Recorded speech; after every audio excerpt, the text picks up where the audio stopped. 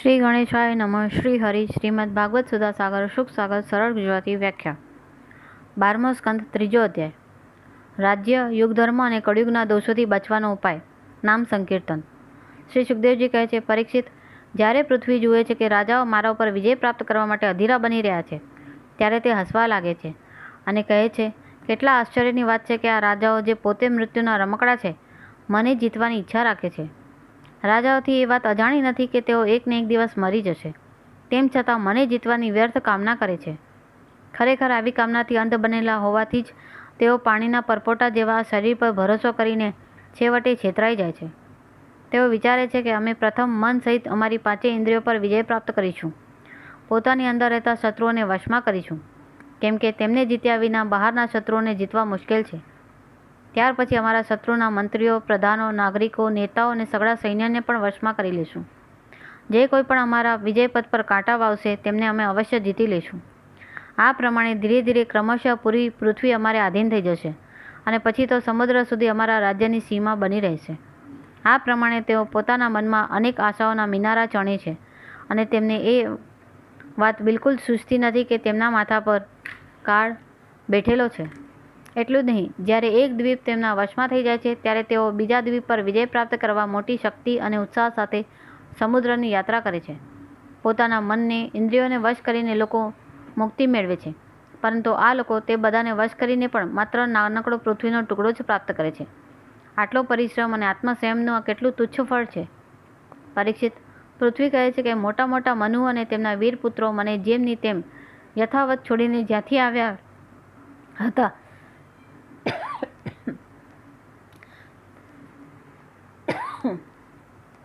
ત્યાં ખાલી હાથે પાછા ચાલ્યા ગયા છે.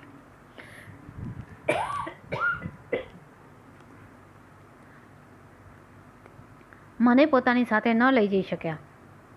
હવે આ મૂર્ખ રાજાઓ યુદ્ધમાં જીતીને મને વશ કરવા ચાહે છે. જેના ચિત્તમાં આ વાત દ્રઢ થઈ ગઈ છે કે આ પૃથ્વી મારી છે, તે દુષ્ટોના રાજ્યમાં મારા માટે પિતા પુત્ર અને ભાઈ ભાઈ પણ પરસ્પર લડે છે. તે પરસ્પર આ પ્રમાણે કહે છે, અરે મૂર્ખ, આ સંપૂર્ણ પૃથ્વી મારી જ છે, તારી નથી. આ પ્રમાણે રાજાઓ એકબીજાને કહે છે, સાંભળે છે, એકબીજાની સ્પર્ધા કરે છે, મારા માટે એકબીજાને હણે છે અને પોતે મરી ફીટે છે. પૃથુ, પુરુરવા, ગાદી, નહુષ, ભરત, સહસ્ત્રબાહુ, અર્જુન, માંધાતા, સગર, રામ, ખટવાંગ, ધુંધુમાર, રઘુ, તૃણબિંદુ, યયાતિ, શર્યાતિ, સંતનુ, ગય, ભગીરથ, કુવલાશ્વ, કકુસ્થ, નળ, નૃગ, હિરણ્યકશિપુ, વૃત્રાસુર, લોકદ્રોહી રાવણ, નમુચી, સંબર, ભૌમાસુર, હિરણ્યાક્ષ અને તારકાસુર તથા બીજા અનેક દૈત્યો અને શક્તિશાળી રાજાઓ થઈ ગયા. આ બધા રાજાઓ બહુ જ સમજદાર હતા, વીર પણ હતા. બધાએ દિગ્વિજયમાં બધાને હરાવ્યા. આ બધાને બીજું કોઈ જીતી શક્યું નહીં, પરંતુ આ બધા જ મૃત્યુનો કોળિયો બની ગયા. રાજન, તેમણે પૂરા અંતઃકરણથી મારામાં મમતા રાખી અને એવું સમજ્યા કે આ પૃથ્વી મારી છે, પરંતુ વિકરાળ કાળે તેમની લાલસા પૂરી થવા ન દીધી. હવે તેમનું બળ, પુરુષાર્થ અને શરીર વગેરેનો ક્યાંય પત્તો પણ નથી, માત્ર તેમની કથા જ શેષ રહી ગઈ છે. પરીક્ષિત, સંસારમાં મોટા મોટા પ્રતાપી અને મહાન પુરુષો થયા છે. તેઓ લોકોમાં પોતાનો યશ ફેલાવીને અહીંથી ચાલ્યા ગયા.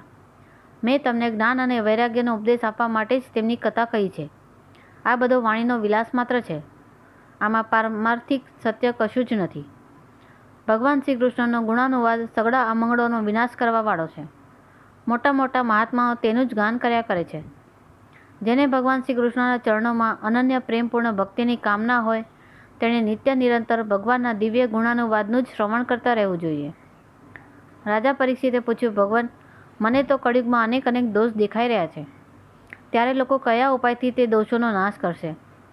આ સિવાય યુગોનું સ્વરૂપ, તેમના ધર્મો, કલ્પની સ્થિતિ અને પ્રલયકાળનું પ્રમાણ તથા સ્થિતિકાળનું પ્રમાણ કે જે સર્વવ્યાપક સર્વશક્તિમાન કાલમૂર્તિ ભગવાન વિષ્ણુની ગતિરૂપ છે, તેનું જેવું છે તેવું વર્ણન કરવાની કૃપા કરો. શ્રી સુખદેવજી કહે છે, પરીક્ષિત, સતયુગમાં ધર્મના 4 ચરણો છે. તે આ પ્રમાણે છે: સત્ય, દયા, તપ અને દાન. તે સમયના લોકો પૂરી નિષ્ઠા સાથે પોતપોતાના ધર્મનું પાલન કરે છે. ધર્મ સ્વયં ભગવાનનું જ સ્વરૂપ છે. સતયુગના લોકો ખૂબ સંતોષી અને દયાળુ હોય છે. તેઓ બધાની સાથે મિત્રતાનો વ્યવહાર કરે છે અને શાંત રહે છે. ઇન્દ્રિયો અને મન તેમના વશમાં રહે છે અને સુખ દુઃખાદી દ્વંદ્વોને તેઓ સમભાવથી સહન કરે છે. મોટાભાગના લોકો તો સમદર્શી અને આત્મારામ હોય છે અને બાકીના લોકો પોતાના સ્વરૂપમાં સ્થિત રહેવાના અભ્યાસમાં તત્પર રહે છે. પરીક્ષિત, ધર્મની જેમ અધર્મના પણ 4 ચરણ છે: અસત્ય, હિંસા, અસંતોષ અને ક્લેશ. ત્રેતાયુગમાં આના પ્રભાવથી ધીરે ધીરે ધર્મના સત્ય વગેરે ચરણોનો ચતુર્થાંશ ક્ષીણ થઈ જાય છે. રાજન, તે સમયે વર્ણોમાં બ્રાહ્મણોની પ્રધાનતા અક્ષુણ્ણ રહે છે. લોકોમાં અત્યંત હિંસા અને લંપટતાનો અભાવ હોય છે. બધા લોકો કર્મકાંડ અને તપસ્યામાં નિષ્ઠા રાખે છે અને અર્થ, ધર્મ અને કામરૂપી 3 પુરુષાર્થોનું સેવન કરે છે. બહુધા લોકો કર્મમાર્ગના પ્રેરક, વેદોના પારદર્શી વિદ્વાન હોય છે. દ્વાપર યુગમાં હિંસા, અસંતોષ, અસત્ય અને દ્વેષ, અધર્મની વૃદ્ધિ થતી જાય છે તથા આના કારણે ધર્મના 4 ચરણ તપસ્યા, સત્ય, દયા અને દાન અડધા અડધા ક્ષીણ થઈ જાય છે. તે સમયના લોકો મોટા યશસ્વી, કર્મકાંડી અને વેદોના અધ્યયન અધ્યાપનમાં ખૂબ તત્પર રહે છે. તે સમયના લોકો વિશાળ કુટુંબવાળા હોય છે. મોટાભાગે લોકો ધનવાન અને સુખી હોય છે. તે સમયે વર્ણોમાં ક્ષત્રિય અને બ્રાહ્મણોની પ્રધાનતા રહે છે. કળિયુગમાં તો અધર્મ ખૂબ વધી જાય છે. તેના કારણે ધર્મના 4 ચરણ ક્ષીણ થવા લાગે છે અને તેમનો ચતુર્થાંશ જ બચે છે. અંતમાં તો તે ચતુર્થાંશનો પણ લોપ થઈ જાય છે. કળિયુગમાં લોકો લોભી, દુરાચારી અને કઠોર હૃદયના હોય છે. તેઓ કારણ વિના એકબીજા સાથે વેર બાંધે છે તથા લાલસા, તૃષ્ણાના તરંગોમાં ખેંચાતા રહે છે. તે સમયના અભાગ્ય લોકોમાં શુદ્રો, કેવટ વગેરેની જ પ્રધાનતા રહે છે. બધા પ્રાણીઓમાં 3 ગુણ હોય છે: સત્વ, રજ અને તમ. કાળની પ્રેરણાથી અવારનવાર શરીર, પ્રાણ અને મનના તેમનો હાસ અને વિકાસ પણ થયા કરે છે. જે સમયે મન, બુદ્ધિ અને ઇન્દ્રિયો સત્વગુણમાં સ્થિત થઈને પોતપોતાનું કાર્ય કરે છે ત્યારે સતયુગ સમજવું. સત્વગુણની પ્રધાનતા હોય ત્યારે મનુષ્ય જ્ઞાન અને તપસ્યામાં અધિક રુચિ રાખવા લાગે છે. જે સમયે લોકોની પ્રવૃત્તિ અને રુચિ ધર્મ, અર્થ અને લૌકિક પારલૌકિક સુખભોગ તરફ હોય છે તથા શરીર, મન અને ઇન્દ્રિયો રજોગુણમાં સ્થિત થઈને કાર્ય કરવા લાગે છે. બુદ્ધિમાન પરીક્ષિત, ત્યારે સમજવું જોઈએ કે તે સમયે ત્રેતાયુગ પોતાના કાર્યમાં પ્રવૃત્ત છે. જે સમયે લોભ, અસંતોષ, અભિમાન, દંભ અને મત્સર વગેરે દોષોની બોલબાલા હોય અને મનુષ્ય ખૂબ ઉત્સાહ અને રુચિ સાથે સકામ કર્મોમાં જોડાવા ઈચ્છે છે, તે સમયે દ્વાપરયુગ સમજવો જોઈએ. નિયંત્રણ વિના જ રજોગુણ અને તમોગુણના મિશ્રણની બોલબાલા પ્રધાનતાનું નામ જ દ્વાપરયુગ છે. જે સમયે જૂઠ, કપટ, તંદ્રા, નિંદ્રા, હિંસા, વિષાદ, શોક, મોહ, ભય અને દીનતા, અસહાયપણાની પ્રધાનતા હોય તેને તમોગુણ પ્રધાન કળિયુગ સમજવો જોઈએ. જ્યારે કળિયુગનું સામ્રાજ્ય હોય છે ત્યારે લોકોની દ્રષ્ટિ ક્ષુદ્ર, તુચ્છ થઈ જાય છે. મોટાભાગના લોકો નિર્ધન હોય છે છતાં ખાય છે ઘણું વધારે. તેમનું ભાગ્ય તો હોય છે બહુ મંદ અને ચિત્તમાં બહુ કામનાઓ હોય છે. સ્ત્રીઓમાં દુષ્ટતા અને ઉલટાપણું વધી જાય છે. પૂરા દેશમાં ગામે ગામ લૂંટારાઓની પ્રધાનતા અને વિપુલતા થઈ જાય છે. પાખંડી લોકો નવા નવા મત સંપ્રદાયો સ્થાપીને મનસ્વી રીતે વેદોનું અર્થઘટન કરવા માંડે છે અને આ રીતે તેમને કલંકિત કરે છે. રાજા કહેવાતા લોકો પ્રજાની બધી કમાણી હડપ કરીને તેમને ચૂસવા લાગે છે. બ્રાહ્મણના નામે ઓળખાતા જીવો પેટ ભરવા અને જનનેન્દ્રિયને તૃપ્ત કરવામાં જ પ્રવૃત્ત રહે છે. બ્રહ્મચારી લોકો બ્રહ્મચર્યથી વંચિત અને અપવિત્ર થતા જાય છે. ગૃહસ્થો બીજાને ભિક્ષા આપવાને બદલે સ્વયં ભીખ માંગવા લાગે છે. વાનપ્રસ્થીઓ ગામમાં નિવાસ કરવા લાગે છે અને સંન્યાસીઓ ધનના અત્યંત લોભી અર્થ પિશાચ થઈ જાય છે. સ્ત્રીઓનો આકાર તો નાનો થઈ જાય છે પરંતુ તેમની ભૂખ વધી જાય છે. તેઓ બહુ સંતાનોને જન્મ આપે છે અને પોતાની કુળ મર્યાદાનું ઉલ્લંઘન કરીને લજ્જા મર્યાદાનો જે તેમનું ભૂષણ છે ત્યાગ કરી બેસે છે. તેઓ હંમેશા કટુભાષી, ચોરી તથા કપટ કરવામાં બહુ નિપુણ થઈ જાય છે. તેમનામાં સાહસ પણ ઘણું વધી જાય છે. કલયુગના વેપારીઓના હૃદય અત્યંત ક્ષુદ્ર થઈ જાય છે. તેઓ કોડી કોડીને ગળે વળગાડી પાઈ માટે છેતરપિંડી કરવા લાગે છે. વધારે તો શું, આફતકાળ ન હોવા છતાં પણ તથા ધનવાન હોવા છતાં પણ તેઓ નિમ્ન સ્તરનો વેપાર કે જેની સત્પુરુષો નિંદા કરે છે તેને ઉચિત સમજીને અપનાવી લે છે. સ્વામી માલિક ચાહે સર્વશ્રેષ્ઠ કેમ ન હોય, જ્યારે સેવક લોકો જુએ છે કે તેમની પાસે સંપત્તિ રહી નથી ત્યારે તેને છોડીને ચાલ્યા જાય છે. સેવક ભલે ગમે તેટલો જૂનો કેમ ન હોય, પરંતુ તે જ્યારે કોઈ વિપત્તિમાં આવી જાય છે ત્યારે માલિક તેને છોડી દે છે. વધારે શું કહું, જ્યારે ગાયો દૂધ આપવાનું બંધ કરી દે છે ત્યારે લોકો પણ તેમનો પરિત્યાગ કરી દે છે. પ્રિય પરીક્ષિત, કળિયુગના લોકો અત્યંત લંપટ થઈ જાય છે.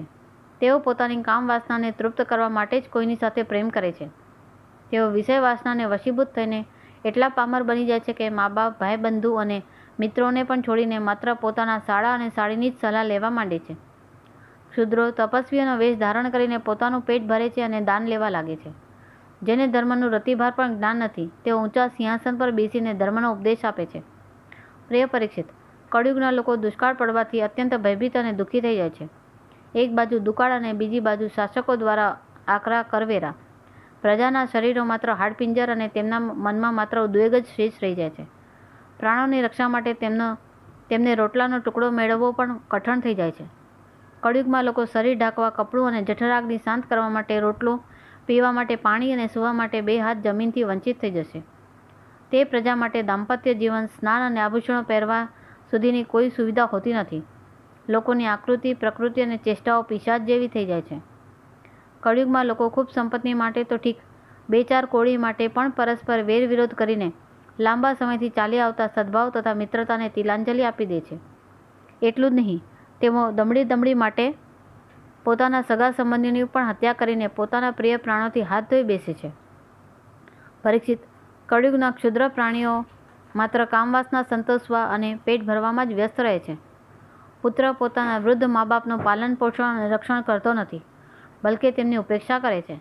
અને પિતા પણ પોતાના સક્ષમ અને સર્વ કાર્યમાં યોગ્યતા ધરાવતા પુત્રની પણ પરવા ન કરી તેને પોતાનાથી અલગ કરી દે છે.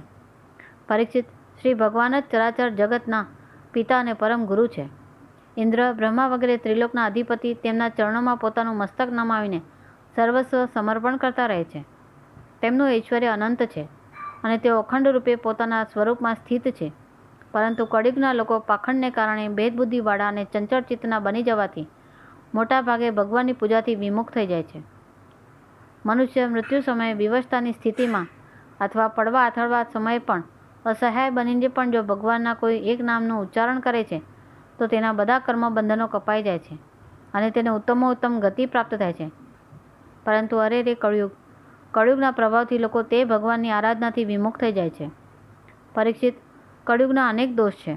તમામ પદાર્થો પણ દૂષિત થઈ જાય છે. બધા દોષોનો મૂળ સ્ત્રોત તો અંતઃકરણ જ છે.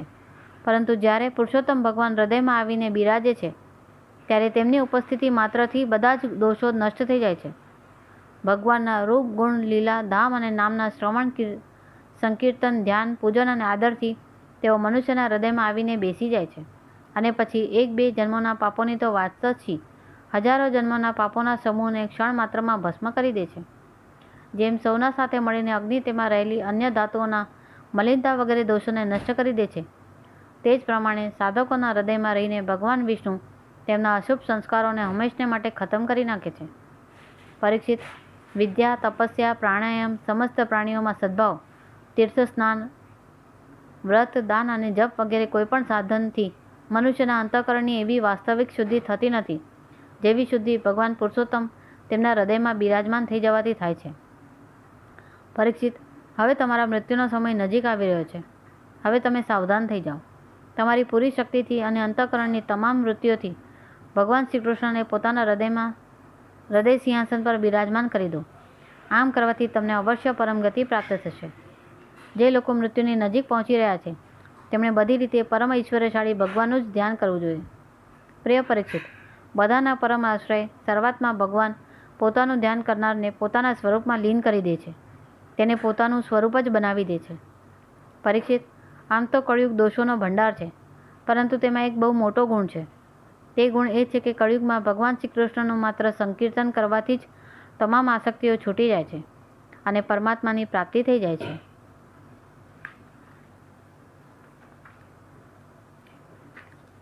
સતયુગમાં ભગવાનનું ધ્યાન કરવાથી, ત્રેતાયુગમાં મોટા મોટા યજ્ઞો દ્વારા તેમની આરાધના કરવાથી અને દ્વાપરમાં વિધિપૂર્વક ભગવાનની સેવા